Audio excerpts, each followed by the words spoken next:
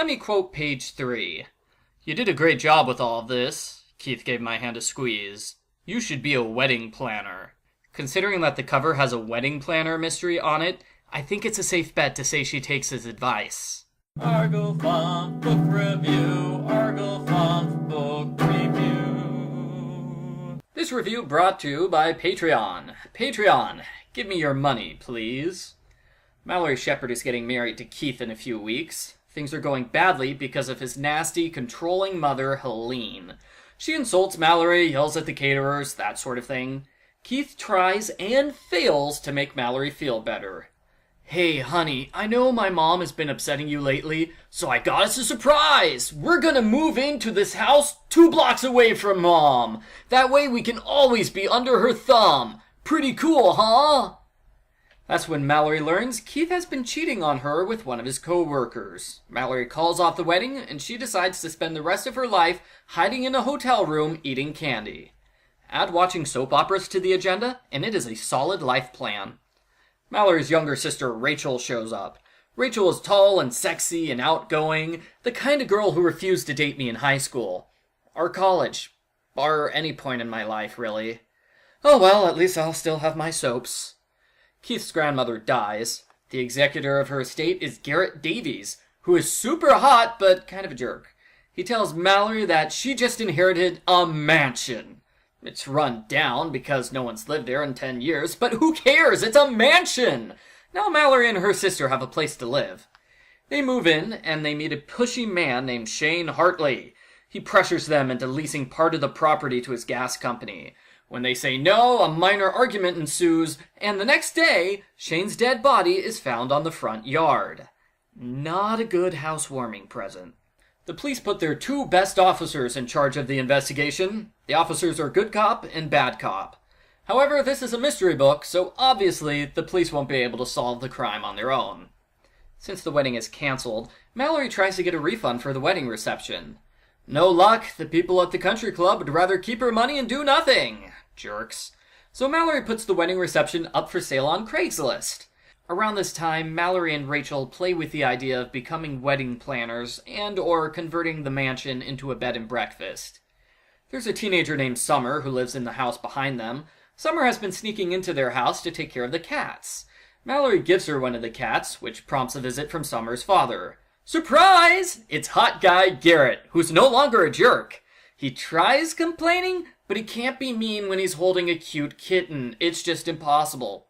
Mallory and Garrett have a cute conversation together, and she's surprised at how attracted she is to him. Not to insult Mallory, but yeah, that's weird. You just got out of a 6-year relationship with the love of your life, and now you're crushing on the hot guy next door with a daughter half your age. Mallory goes back to work, which doesn't go well because Keith works in the building next door. Also, Mallory's boss is mad at her because the murder victim was one of their biggest clients. "You cost the company a lot of money, Mallory." Helene pulls some strings, and she gets Mallory fired out of spite. What a jerk. Zachary Novak, the real estate dealer, tries to find a buyer for the mansion. I'm unsurprised to learn nobody wants to buy an abandoned house where somebody was killed last week. Zach and Rachel are totally into each other, and they go out on a few dates over the course of the book. Summer visits again, and Rachel gives her a haircut, because teenagers always let near strangers cut their hair. Summer helps them clean out the basement where the cats were living, and they find a secret piece of paper which mentions hidden paintings on the property. Keith breaks into the house so he can look for the paintings. Mallory kicks him out, and she gets all of the locks changed. This includes the 3rd floor, which was locked this entire time. They're disgusted to discover somebody's been using the 3rd floor as a secret love nest. Yeah, because nothing says romantic like abandoned house that smells like cat pee. The town has a Founders Day celebration. Rachel makes a wedding cake and gives out business cards. They find a woman who's willing to buy the wedding reception. Hooray! She buys it at like a 95% discount. Ouch. The mayor is a pervert, and he touches the butts of all the women who come on stage during the celebration, including Rachel, the victim's pregnant wife, and an 80-year-old woman. I have no idea how the mayor got elected when he publicly gropes women in front of the whole town. Garrett asks Mallory out for dinner. When she hesitates, he immediately withdraws the offer. I can only assume he goes home and cries immediately afterwards. Mallory's friends encourage her to go after Garrett. He's not bad for dating, he's just a little out of practice, that's all. Helene files an injunction against Mallory. Garrett serves as Mallory's lawyer, and the trial is rather short. The angry judge criticizes Helene at length, then throws out the case.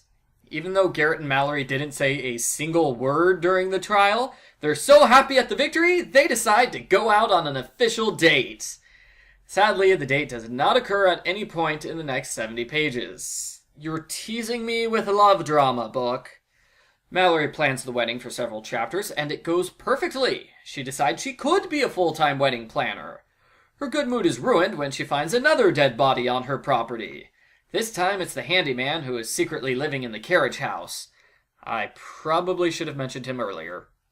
The police learn the mayor was having an affair with the victim's wife. He is arrested for both murders, but Mallory realizes the real culprit is the mayor's wife. The wife attempts to kill both Mallory and Summer at this point, but Rachel saves the day by knocking her unconscious. They get a copy of the mansion's blueprints, and they find all of the lost artwork inside a hidden dumbwaiter. Zach drugs the sisters and tries to steal the paintings. Mallory gets in the monologue long enough so Garrett can arrive and stop him. The end. Post-book follow-up. This is the first mystery I've read which bills itself as a cozy mystery. From what I can tell, a cozy mystery is sort of like mystery light. The sex, violence, and murder are downplayed to PG levels, and there are plot lines that have nothing to do with the mystery. In fact, the majority of this book had nothing to do with the mystery. It was mostly about Mallory trying to get her life back on track after her engagement ended. She doesn't even try solving the murder mystery until around page 170, when the culprit cuts her brakes and leaves a threatening message for her. This is not a complaint, by the way. I think cozy mystery is my new favorite genre. I want to write a cozy mystery now. You think people want to read about a stay-at-home dad with a toddler who does YouTube videos and occasionally solves mysteries? I left out a few characters in my recap. I think the character balance was good. All of the secondary characters appear 2 or 3 times, so you get a sense of who everyone is and what they're like. Everyone except the victim. Twice, Mallory says, the victim's a real person, not just a caricature. Sorry, Mallory, he was a one-dimensional caricature. He shows up, acts like a jerk, then gets killed 2 pages later. Not a whole lot of room for character development. I thought the mystery plot twists at the end of the book worked fine, but I didn't enjoy them. They were rushed, as everything happened within 30 pages. Compare that to the first 30 pages of this book, or one of the 20-page chapters. It feels rushed. There's also a bit of plot convenience as Mallory solves the mystery, only after Summer tells her that, oh, I was there the night of the murder and I saw the culprit's car. Why didn't you say that earlier, Summer? I understand you didn't want to get in trouble, but someone is dead and you live with the chief of police. Don't withhold the crucial information until the end of the book. Overall, I like the book, enough that I want to check out the other books in the series. The mystery aspect could have been improved, but the other parts of the book were spot on. I'm probably going to like this book forever now, because it introduced me to cozy mysteries. I give Engaged in Death a 9 out of 10.